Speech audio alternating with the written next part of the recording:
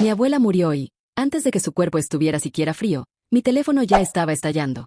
No eran mensajes de condolencia, no eran palabras de consuelo para la nieta que la había cuidado durante sus últimos 5 años de agonía. Eran buitres. Mi madre y mis tíos, los mismos que no aparecieron ni para llevarla a una sesión de quimioterapia, ahora marcaban mi número con una urgencia obscena. El primer mensaje de mi madre llegó a las 3 horas del deceso. ¿Sabes algo del testamento? Supongo que el abogado ya te contactó. Avísame, es un tema urgente para la familia. Respondí con un simple no, lo cual era técnicamente cierto en ese momento.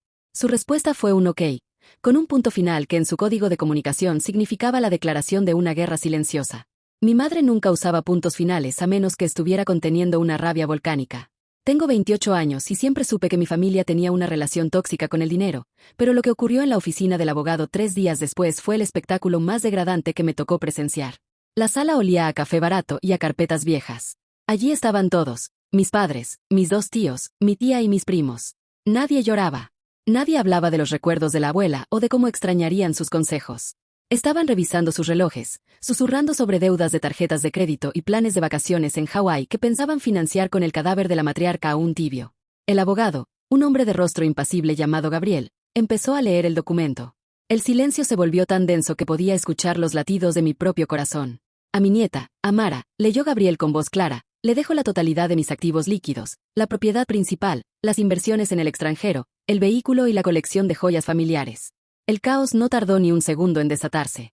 Mi tío fue el primero en saltar de la silla, con el rostro inyectado en sangre y la vena del cuello a punto de estallar. «Esto es una maldita broma», gritó, golpeando la mesa. Esa vieja estaba loca. No puede dejarle todo a una mocosa que no sabe ni cómo pagar una factura de luz. Exijo otro abogado. Amara, decí la verdad, la manipulaste. Mi tía se puso roja, señalándome con un dedo tembloroso mientras mi madre rompía en un llanto que reconocí de inmediato. No era pena. Era la frustración de quien ve cómo se le escapa el premio mayor. Manipulaste a una vieja decrépita, me gritó mi tía. Vieja decrépita. Así llamaba a la mujer que la trajo al mundo, apenas 72 horas después de su entierro. Gabriel, el abogado, les pidió orden, pero era como intentar calmar a una jauría de lobos frente a un trozo de carne. Me miraban con un odio que nunca imaginé que la sangre pudiera albergar. Mis primos, que ni siquiera se habían molestado en visitar a la abuela en Navidad, me lanzaban miradas de desprecio absoluto, como si yo les hubiera robado el pan de la boca. Hay una carta adjunta, dijo Gabriel, logrando que el ruido cesara por un momento. La carta era el último golpe maestro de mi abuela. Ella sabía exactamente con quiénes compartía el ADN. La nota decía, palabra por palabra, sé que muchos de ustedes estarán enojados ahora. Se sienten con derecho a mis cosas, pero me importa muy poco. Me imagino las lágrimas falsas en mi funeral, si es que se les cayó alguna. Le dejo todo a Amara porque ella es la única que me trató como a un ser humano y no como a un cajero automático. Si tienen algún problema con mi decisión, pueden venir a buscarme. Ya saben dónde estoy, pero tengan cuidado, no sea que los envíen al lugar de abajo, porque arriba no hay sitio para gente como ustedes. La oficina se convirtió en un manicomio. Mi tío intentó arrebatarle la carta al abogado, pero Gabriel fue más rápido y la guardó en su maletín. La reunión ha terminado. Tienen 5 minutos para desalojar antes de que llame a seguridad, sentenció con una frialdad que me dio el primer respiro de la tarde. Salí de la oficina escoltada por Mali, mi mejor amiga, quien me esperaba en la entrada. Mi teléfono empezó a vibrar sin parar. Mensajes de texto, correos, audios de WhatsApp. Bruja, estafadora, perra faldera de la abuela, interesada. Mi prima me envió un mensaje diciendo que debería darme vergüenza mostrar la cara en público. Silencié el teléfono, pero no bloqueé a nadie. Como me había aconsejado Gabriel, cada insulto, cada amenaza de hacer justicia por mano propia, era una prueba que usaríamos en el tribunal que, yo sabía, vendría a continuación. Al día siguiente, mis padres aparecieron en mi departamento. No tocaron, golpearon la puerta como si fueran la policía. Mi madre entró con una carpeta en la mano. Ya no lloraba. Ahora tenía esa expresión de negociadora que usaba cuando quería manipular a mi padre. Amara, tenemos que ser razonables, dijo, sentándose en mi sofá sin invitación. Entendemos que la abuela tuvo un momento de confusión, pero nosotros ya tenemos un plan para dividir las cosas de manera justa. Vos te quedás con las joyas, que tienen un valor emocional enorme, y nosotros nos encargamos de los activos líquidos y la casa. Así nos aseguramos de que todos en la familia estemos bien. Es lo que corresponde, no lo que una anciana senil decidió en un arranque de locura.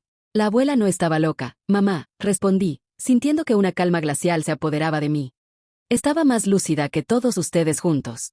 No voy a firmar nada. Voy a cumplir su voluntad hasta el último centavo. La cara de mi madre pasó del blanco al morado en segundos. Se levantó, me miró con un desprecio que me heló la sangre y me susurró: «Vas a pagar por esto, Amara. Te juro que no vas a ver un peso de esa herencia cuando terminemos con vos en la corte». 2 días después, llegó la notificación oficial. Me estaban demandando. Mi madre, mi padre, mis 2 tíos y mi tía. Alegaban influencia indebida y capacidad mental disminuida. Querían anular el testamento y declarar la sucesión intestada para repartirse el botín. Lo que no sabían era que mi abuela y Gabriel habían previsto cada uno de sus movimientos. Teníamos grabaciones de video de ella dando su consentimiento frente a un notario y un examen psiquiátrico realizado apenas una semana antes de su muerte.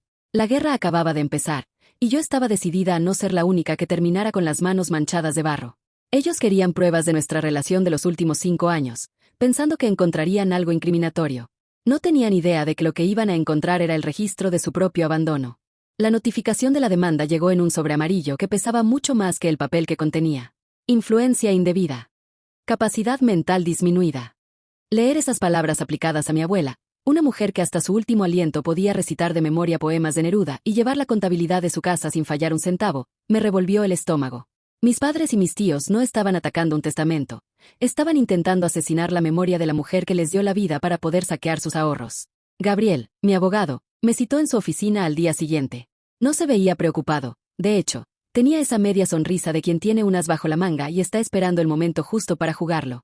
Amara, ellos cometieron el error clásico de los desesperados, me dijo, extendiendo una serie de carpetas sobre su escritorio. Pidieron una fase de descubrimiento de pruebas exhaustiva. Quieren cada mensaje de texto, cada correo electrónico y cada registro de llamadas entre vos y tu abuela de los últimos 5 años. Piensan que van a encontrar pruebas de que la manipulaste para que te dejara todo. No van a encontrar nada, Gabriel. Lo único que hay en esos mensajes son recordatorios de turnos médicos y fotos de los bizcochos que horneábamos los domingos, respondí, sintiendo una mezcla de tristeza y rabia. Exactamente. Y eso es lo que vamos a presentar. Pero la fase de descubrimiento funciona en ambos sentidos. Nosotros también pedimos los registros de ellos. Y lo que tu abuela guardó bueno, es oro puro para nuestra defensa. Gabriel me entregó una tablet.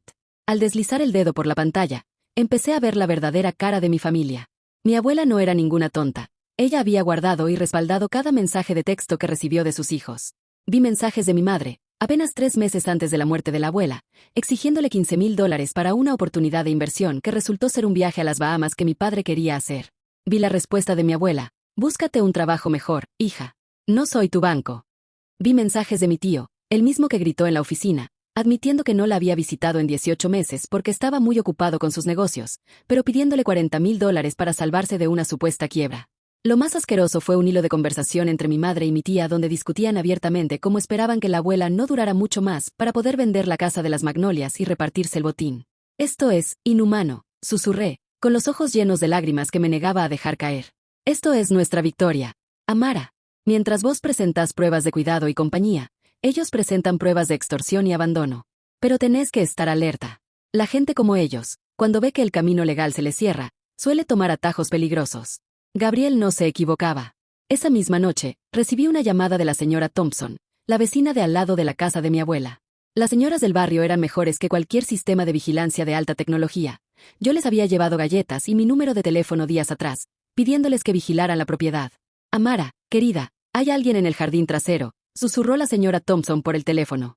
Es tu tía. Está intentando forzar la cerradura de la puerta de la cocina con una llave que obviamente no funciona. Sentí que la sangre me hervía.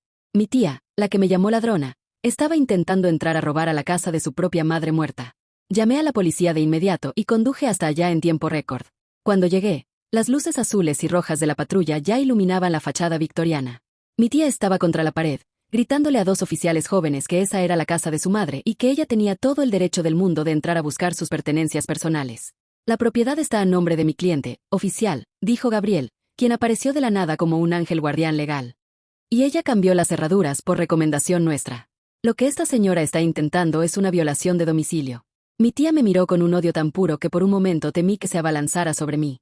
Sos una basura, Amara, chilló, mientras el oficial le pedía que guardara silencio. Esas joyas son mías por herencia de sangre. ¿Me las vas a dar o te voy a arruinar la vida? Váyase a su casa, tía, le dije, manteniendo mi voz lo más plana posible. Mañana vamos a presentar el informe policial de este incidente en el juzgado. Cada paso que das, te hundís más. La policía la obligó a retirarse bajo amenaza de arresto por allanamiento. Pero la presión no terminó ahí. Al día siguiente, mi padre me envió un correo electrónico. Era un tono completamente distinto, lleno de una melancolía falsa que me resultó más insultante que los gritos de mi tía. Decía que mi madre estaba teniendo ataques de pánico por la pérdida de su madre y por la tensión financiera que estaban sufriendo. Me pedía que buscara en mi corazón el amor por mi familia y que aceptara una mediación para dividir los bienes de manera amistosa. Le respondí con una sola frase: tengo mucho amor por mi familia, por eso voy a respetar la voluntad de la abuela, la única que realmente se comportó como tal. La respuesta de mi padre fue inmediata y cargada de veneno. Tu abuela era una vieja amargada que no merecía lealtad. Si vas a jugar sucio, prepárate. Guardé ese correo también. Estaban cavando su propia tumba, palabra por palabra. Unos días después, mi tío, el que tenía problemas con el alcohol, decidió que era buena idea aparecer en mi departamento a las 11 de la noche.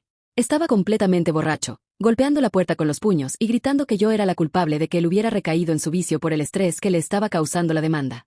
Mis vecinos, cansados del escándalo, llamaron a la policía. Se lo llevaron por intoxicación en la vía pública y conducta desordenada. Cuando me senté en mi cocina esa noche, sola y rodeada de papeles legales, me di cuenta de algo aterrador. Mi familia no me veía como a una sobrina o una hija. Me veían como el último obstáculo entre ellos y una cuenta bancaria llena. Pero lo que ellos no sabían es que yo no estaba peleando por el dinero. Estaba peleando por la mujer que me enseñó que la lealtad no se compra, se cultiva. Y yo tenía 5 años de cosechas listas para ser presentadas ante el juez. La sala de conferencias del bufete de Gabriel se sentía como una cámara de tortura moderna. Las paredes de cristal, que daban una vista panorámica de la ciudad, no ofrecían libertad, sino una transparencia aterradora. Hoy era el día de las deposiciones oficiales. Era el momento en que las mentiras de mi familia debían sostenerse bajo juramento, frente a una taquígrafa que registraba cada suspiro y un abogado contrario que parecía haber sido esculpido en granito. Mi madre fue la primera en sentarse. La vi entrar con un traje negro, fingiendo una sobriedad que no sentía, secándose lágrimas inexistentes con un pañuelo de seda que, irónicamente, mi abuela le había regalado hacía 3 años. El abogado de mis tíos, un hombre llamado Steiner, me miró con una mezcla de condescendencia y depredación. Su objetivo era simple: demostrar que yo había aislado a la abuela, que le había susurrado veneno al oído sobre sus propios hijos para que los borrara del testamento. Pero lo que Steiner no entendía es que la verdad no necesita adornos, y el silencio de mis tíos durante años era un ruido ensordecedor que ninguna retórica legal podía tapar. Señora Elena, comenzó Gabriel, dirigiéndose a mi madre con una cortesía afilada, usted afirma en su demanda que visitaba a su madre al menos 2 veces al mes. ¿Es eso correcto? Sí, por supuesto, respondió mi madre, su voz temblando ligeramente. Amábamos a mamá. Yo siempre estaba pendiente de sus necesidades, aunque Amara intentara interponerse. Gabriel sonrió. Fue una sonrisa lenta, casi compasiva. Sacó una carpeta azul y extrajo un fajo de registros. Curioso. Tenemos aquí los registros del sistema de seguridad de la urbanización donde vivía su madre. En los últimos 2 años, su matrícula solo fue registrada 4 veces.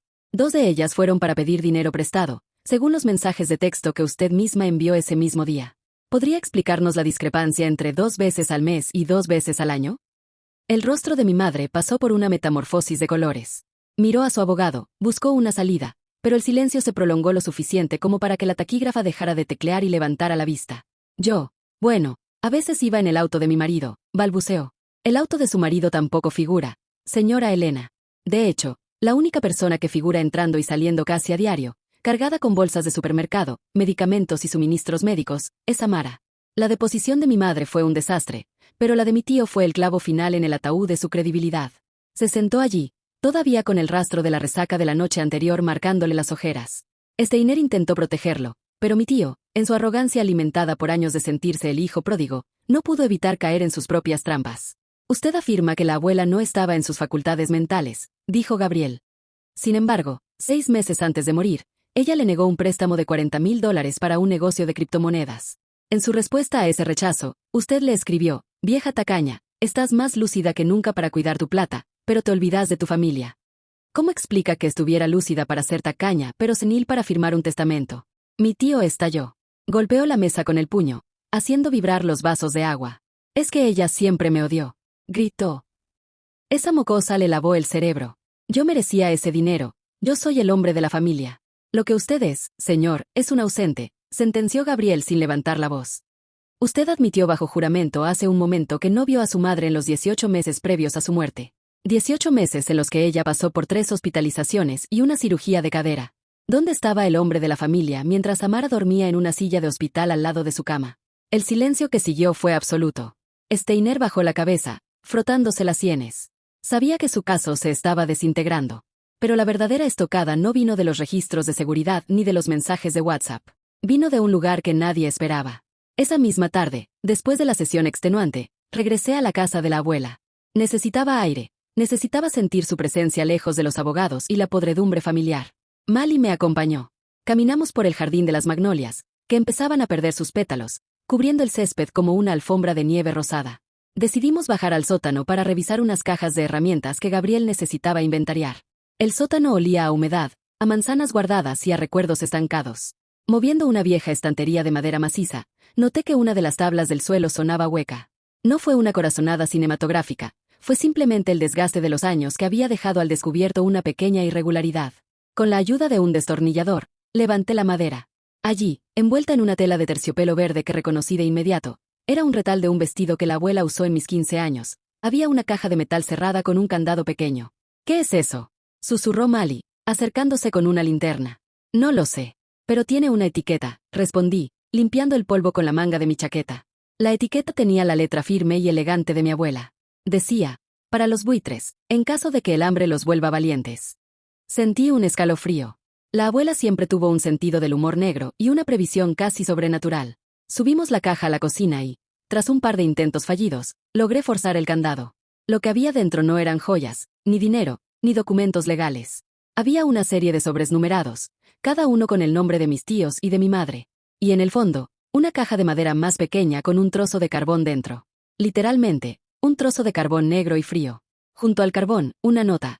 Esto es lo que queda de su afecto por mí. Algo que ensucia las manos y que solo sirve para ser quemado. No se lo gasten todo en un solo lugar. Pero los sobres eran lo más impactante. Abrí el de mi madre por pura curiosidad dolorosa. Dentro no había una carta de amor maternal. Había una lista detallada, escrita a mano, de cada centavo que la abuela le había prestado a lo largo de 30 años. Facturas de bodas pagadas, deudas de tarjetas de crédito rescatadas, préstamos para autos que nunca fueron devueltos. Al final de la lista, la abuela había sumado el total, 142.500 pesos dólares. Debajo de la cifra, una nota final. Ya te di tu herencia en vida, Elena. Te la diste vos misma cada vez que me llamabas solo cuando el banco te enviaba una notificación de embargo. No me busques en mi testamento, búscame en tus estados de cuenta. El sobre de mi tío contenía algo aún más oscuro. Una copia de un informe policial de hace 10 años que yo desconocía por completo. Un incidente de violencia doméstica que la abuela había pagado para silenciar, protegiendo el apellido familiar y la carrera de mi tío. El informe iba acompañado de un recibo de un abogado penalista por una suma exorbitante. La nota de la abuela decía, te compré tu libertad, pero no puedo comprarte la decencia. Considérate pagado. Amara, esto cambia todo, dijo Mali, mirando los documentos con horror. Ellos no solo no tienen derecho a la herencia, sino que ya le han robado a la abuela mucho más de lo que la casa vale. Ella lo sabía, dije, sintiendo que una paz amarga me recorría el cuerpo. Ella guardó todo esto como un seguro de vida para mí. Sabía que vendrían por mí, y me dejó las armas para defenderme. Llamé a Gabriel de inmediato. Su voz al otro lado del teléfono se volvió vibrante cuando le describí el contenido de la caja. Es el final del juego, Amara, me dijo. Si presentamos esto en la mediación de la semana que viene, no solo retirarán la demanda, van a tener que salir de la ciudad si no quieren que esta información se haga pública. Esa noche no pude dormir. Me quedé en la cocina de la abuela, con la caja de metal abierta sobre la mesa. Imaginé a mi abuela, sentada en esa misma silla meses atrás, sabiendo que su tiempo se acababa, preparando estas trampas lógicas para sus propios hijos. No lo hacía por odio, lo hacía por justicia. Había pasado décadas viendo cómo sus hijos la despojaban poco a poco, disfrazando la avaricia de necesidad familiar. Pero el golpe final de la abuela todavía no se había revelado por completo. Había un sobre más pequeño al fondo, sin nombre. Lo abrí con dedos temblorosos. Dentro había una llave de una caja de seguridad de un banco que no era el habitual de la abuela, y una foto mía cuando era pequeña, sentada en su regazo mientras plantábamos la primera magnolia. En el reverso de la foto, una frase final. La casa es el cuerpo, Amara, pero lo que hay en esta llave es el alma. Úsalo para ser libre de ellos para siempre. Al día siguiente, mientras caminaba hacia el banco, vi a mi primo estacionar su auto frente a la casa de la abuela. Se bajó con una actitud de dueño, mirando la fachada con codicia. No sabía que yo lo estaba observando desde la esquina. No sabía que la casa que tanto deseaba ya no era un premio, sino una estructura vacía que guardaba los secretos de su propia ruina familiar. Entré al banco con la llave en la mano. Sentía que la abuela caminaba a mi lado, con su aroma a lavanda y su determinación de acero. Estaba a punto de descubrir qué era lo que ella consideraba el alma de su legado, y algo me decía que después de hoy, el apellido de mi familia nunca volvería a sonar igual en esta ciudad. La guerra legal estaba ganada, pero la guerra emocional apenas estaba entrando en su fase de tierra quemada. Iba a mostrarles los sobres. Iba a entregarles el carbón. Y luego, iba a cerrar la puerta de esa casa para siempre, dejando que los buitres se pelearan por las cenizas de una herencia que ya se habían gastado mucho antes de que la abuela cerrara los ojos. El día de la mediación final amaneció con un cielo de plomo, una cúpula gris que parecía presagiar el colapso de un linaje. Gabriel me esperaba en la puerta del centro de arbitraje.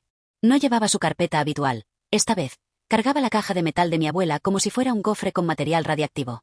Al entrar a la sala, el aire se sentía viciado. Mis padres, mis 2 tíos y mi tía estaban sentados en línea, formando un frente unido de resentimiento. Steiner, su abogado, intentaba mantener una postura profesional, pero sus ojos bailaban nerviosos entre Gabriel y la caja. Amara, antes de empezar, dijo mi madre, con un tono de voz que pretendía ser maternal pero que sonaba a metal oxidado, queremos que sepas que esto no es personal. Solo buscamos lo que es justo. Si firmas ahora la cesión del 60% de los activos, retiramos la demanda y podemos volver a ser una familia. Olvidamos este malentendido. Miré a mi madre. Vi las arrugas de su frente, marcadas por décadas de envidiar lo ajeno, y sentí una lástima profunda que rápidamente se convirtió en una determinación de hierro. No respondí. Me senté frente a ellos, abrí la caja de metal y saqué el primer sobre. No estamos acá para negociar, mamá, dije, y mi voz sonó extrañamente amplificada en el silencio de la sala. Estamos acá para que cada uno reciba lo que realmente le corresponde según la contabilidad personal de la abuela. Gabriel se aclaró la garganta y, con la precisión de un verdugo, empezó a repartir los sobres. El primero fue para mi tío. Lo tomó con una mueca de suficiencia, pensando quizás que era un cheque de último minuto. Pero cuando sacó el informe policial de hace 10 años, su rostro pasó de un rojo violáceo a un gris ceniciento. Esto no tiene nada que ver con el testamento, balbuceó, mirando a Steiner, quien se asomó al documento y palideció al ver los sellos oficiales y el recibo del pago de silencio. Es una invasión a mi privacidad. Es una prueba de anticipo de herencia, señor, replicó Gabriel. Su madre pagó $85,000 para que usted no fuera a prisión por ese incidente de violencia. En términos legales, eso es una donación en vida que supera con creces cualquier reclamo que usted pueda tener hoy sobre la propiedad. Luego fue el turno de mi madre. Le entregué su sobre con la lista detallada de sus deudas de los últimos 30 años. Ella empezó a leerla, y con cada cifra, sus manos temblaban más. Al llegar al total de los $142,500 el papel se le cayó de las manos. Ella anotó todo, susurró, con una voz quebrada que por fin sonaba real. Todo, mamá. Cada zapato que te compró, cada deuda de tarjeta de crédito que pagó para que no te embargaran el sueldo mientras planeabas tus vacaciones. La abuela no era tu banco, era tu seguro de vida, y ya te lo cobraste todo por adelantado. Pero el momento más tenso ocurrió cuando saqué la caja de madera más pequeña. La puse en el centro de la mesa y la abrí. El trozo de carbón brillaba bajo las luces fluorescentes, negro y ominoso. Esto es para todos ustedes, dije. Es el regalo de despedida de la abuela. Dijo que es lo único que merecen por ser los hijos que fueron. Mi tía, que hasta ese momento se había mantenido en un silencio gélido, explotó. Se levantó de la silla, volcando su vaso de agua sobre la mesa de conferencias. «Sos una cínica», gritó, señalándome. Esa vieja estaba gaga. Nos odiaba a todos porque nunca pudimos ser los títeres que ella quería. Steiner, hace algo. No vamos a permitir que esta mocosa nos humille con trozos de carbón y papeles viejos. Steiner, sin embargo, no hizo nada. Estaba revisando el sobre de la tía, que contenía fotos de ella entrando a la casa de la abuela con su propia llave el día del incidente policial. Gabriel había incluido una copia de la denuncia por allanamiento de morada que se tramitaba en paralelo. Señores, dijo Steiner, cerrando su carpeta con un golpe seco, me temo que mi representación termina aquí. Estos documentos demuestran que han recibido beneficios económicos directos que anulan cualquier reclamo de sucesión intestada por falta de equidad. Y lo que es peor, hay pruebas de conducta delictiva contra la masa hereditaria. Si siguen adelante con esto, no solo perderán el caso, sino que Amara podrá contrademandarlos por daños, perjuicios e intento de fraude. Mi consejo profesional, firmen el desistimiento ahora mismo. La sala se convirtió en un campo de batalla de reproches. Mis tíos empezaron a gritarse entre ellos, echándose la culpa por haber presionado demasiado o por no haber limpiado los rastros de sus deudas. Mi padre, que se había mantenido en las sombras, finalmente se levantó y salió de la sala sin mirar a nadie. Mi madre se quedó sentada, mirando el trozo de carbón como si estuviera viendo su propio futuro. Firmaron. Uno por uno, con la mano temblorosa y el orgullo hecho pedazos, firmaron el documento que ponía fin a la demanda. Renunciaban a cualquier reclamo presente o futuro sobre el legado de la abuela. Salieron de la oficina de mediación como una procesión de derrotados, sin dirigirme la palabra, evitándose entre ellos. Cuando por fin estuvimos solos, Gabriel soltó un suspiro largo. Se terminó, Amara. Sos la dueña absoluta. Pero todavía nos queda un trámite. La llave de la caja de seguridad. Fuimos al banco en silencio. Yo todavía sentía la adrenalina recorriéndome las venas, mezclada con una tristeza infinita. Al llegar a la sucursal del centro, el gerente nos condujo al sótano, a la bóveda blindada. Mi llave encajó perfectamente en la ranura de la caja 402. Al girarla, el mecanismo sonó con un clac satisfactorio. Dentro de la caja no había lingotes de oro, ni fajos de billetes, ni títulos de propiedad. Había un diario de cuero viejo, con las iniciales de mi abuelo grabadas en la tapa, y un sobre con mi nombre escrito con una caligrafía que delataba un esfuerzo físico inmenso. La abuela lo había escrito en sus últimos días. Abrí el diario. No era un registro de gastos, era un registro de confesiones. Mi abuelo no había muerto de causas naturales, como siempre nos dijeron. Había tenido un accidente en una de las propiedades de mi tío, un negocio ilegal de depósitos que salió mal, y la familia, liderada por mi tío y permitida por mi madre, había ocultado las negligencias de seguridad para cobrar el seguro de vida completo y evitar que mi tío fuera a la cárcel. Mi abuela lo descubrió años después, revisando los papeles del abuelo. Ella se quedó callada para no destruir a sus hijos, pero ese silencio la carcomió por dentro. Por eso se volvió tacaña con ellos. No era tacañería, era una penitencia impuesta por el crimen de haber dejado morir a su padre por negligencia y codicia. La carta dirigida a mí decía: Amara, este es el verdadero peso de nuestra sangre. Ellos no solo querían mi dinero ahora, querían enterrar el último rastro de su culpa. Al darte todo a vos, les quité la última herramienta que tenían para seguir mintiéndose. La casa es tuya, pero la verdad es tu libertad. Usa el dinero para vivir la vida que tu abuelo no pudo terminar, y nunca, por nada del mundo, dejes que la ambición te nuble los ojos como les pasó a ellos. Cerré el diario y sentí que la habitación daba vueltas. El secreto familiar era una mancha oscura que ahora yo debía cargar, pero también era el arma definitiva. Entendí por qué mi abuela había preparado esos sobres con tanta saña. No era por las deudas de tarjetas de crédito, era por el desprecio absoluto que sentía hacia unos hijos que valoraron más una póliza de seguro que la vida de su propio padre. Salí del banco y respiré el aire frío de la tarde. Gabriel me miró con preocupación. ¿Estás bien, Amara? Me preguntó. Estoy libre, Gabriel. Por primera vez en mi vida, sé exactamente quiénes son las personas que me rodean. Esa noche regresé a la casa. Subí a la habitación de la abuela y me senté en su cama. Abrí la caja de madera que todavía conservaba el trozo de carbón. Lo tomé en mi mano, manchándome los dedos de hollín negro. No me importó. Iba a limpiar la casa, iba a renovar cada habitación, iba a sacar cada rastro de la energía de mis tíos y de mi madre. Pero el diario del abuelo se quedaría conmigo, guardado en un lugar seguro, como un recordatorio de que la lealtad es el único activo que no se puede heredar ni comprar. Mañana empezaría la mudanza definitiva. Mañana empezaría mi vida como la dueña de mi destino. Pero antes de dormir, bajé al jardín de las magnolias y enterré el trozo de carbón bajo el árbol más grande. Que la tierra se encargara de transformar esa amargura en algo nuevo. Mi familia había perdido su derecho a la sangre, pero yo acababa de recuperar mi derecho a la paz. La casa de mi abuela siempre había tenido un aire de mausoleo contenido, un lugar donde el tiempo se detenía entre alfombras persas y el tic-tac monótono de los relojes de pared. Pero tras la mediación, el silencio cambió de textura. Ya no era una espera tensa, era un vacío que pedía a gritos ser llenado con algo nuevo. Pasé las primeras 72 horas en un estado de trance operativo. Contraté a una empresa de mudanzas para vaciar el ático y las habitaciones de invitados, esos espacios que mis tíos habían marcado con sus pertenencias, cajas de ropa vieja, muebles rotos que algún día arreglarían y recuerdos de una infancia que ellos mismos habían traicionado. Mali me ayudó a supervisar todo. Mientras los operarios bajaban los trastos, nosotras nos dedicamos a lo más difícil, la habitación de la abuela. Abrí los ventanales de par en par, dejando que el aire fresco de la primavera barriera el rancio olor a enfermedad y encierro. En el cajón de su mesa de noche, encontré una última nota, escrita apenas con un trazo tembloroso: no guardes luto por las paredes, Amara. Pintalas de blanco. Que entre el sol. Seguí su consejo al pie de la letra. Llamé a un equipo de pintores y les pedí que cubrieran el papel tapiz floral y sombrío con un blanco níveo y radiante. Quería que la luz rebotara en cada rincón, que no quedara ni una sombra donde la avaricia de mis padres pudiera esconderse.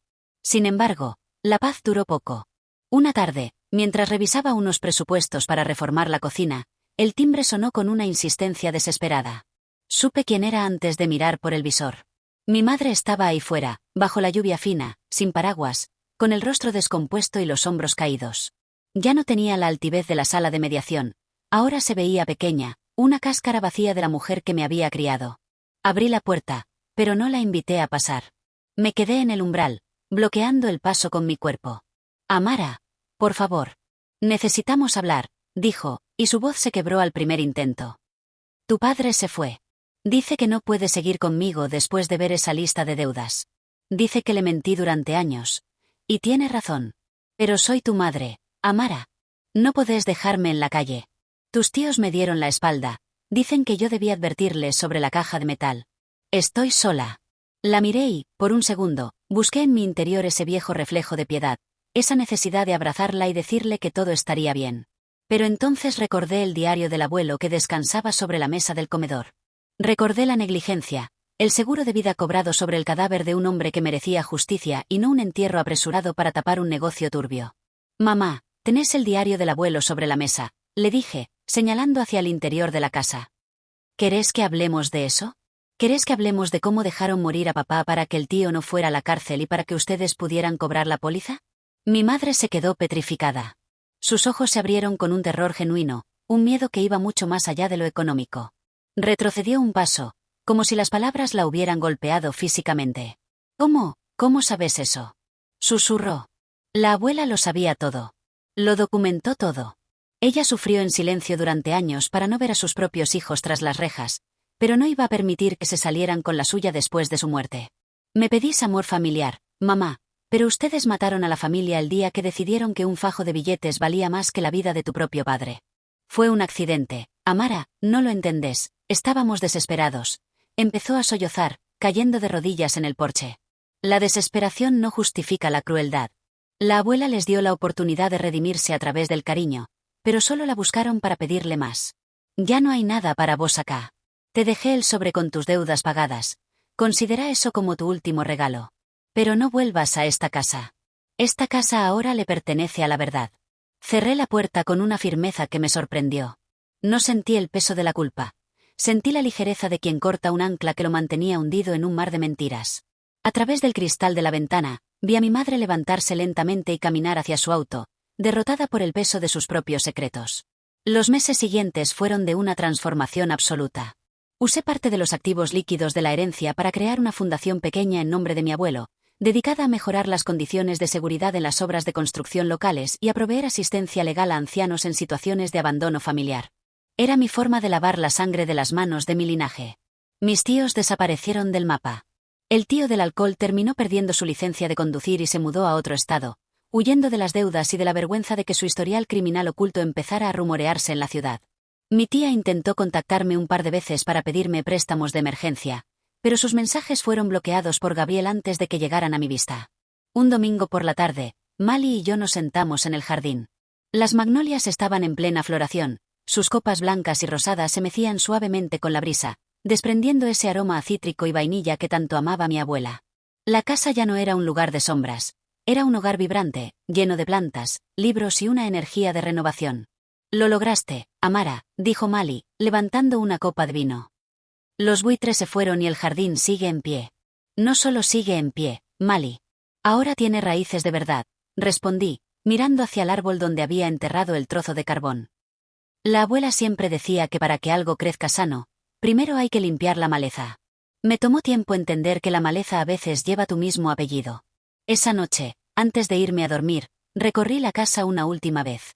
Me detuve frente al retrato de mi abuela que había colgado en el salón principal, una foto donde se la veía joven, riendo, con los ojos llenos de esa chispa de inteligencia que la hizo prever todo este caos. Le guiñé un ojo y apagué la luz. Mi familia se había desintegrado, sí. Mis padres eran ahora extraños que compartían un pasado que preferían olvidar. Pero yo no estaba sola. Tenía la casa de las magnolias, tenía la verdad como escudo y, sobre todo, tenía la certeza de que el legado de mi abuela estaba en las manos correctas. Los buitres habían buscado el oro, pero solo yo me había quedado con el alma de la familia. Y el alma, a diferencia del dinero, no se agota nunca.